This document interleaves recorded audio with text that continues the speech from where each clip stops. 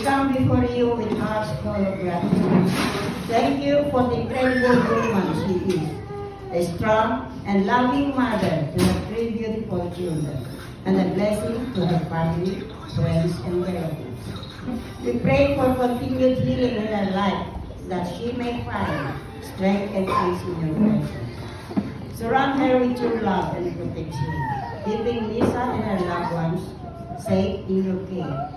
Bless this special day of celebration and let it be filled with joy, laughter, and cherished memories.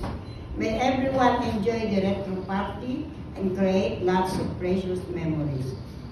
Bless this food we are about to receive from your bounty through Christ our Lord. In your almighty name we pray. Amen. In the name of the Father, Son, and Holy Spirit. Before po tayo